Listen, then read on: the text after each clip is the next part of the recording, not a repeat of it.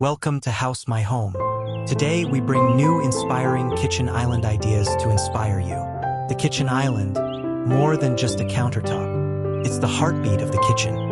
A space where meals begin, conversations flow, and quiet coffee moments unfold. Whether you're chopping herbs for dinner or sharing pastries with a friend, the island becomes a natural gathering spot. It offers extra prep space, hidden storage, and a casual nook for breakfast or late-night snacks.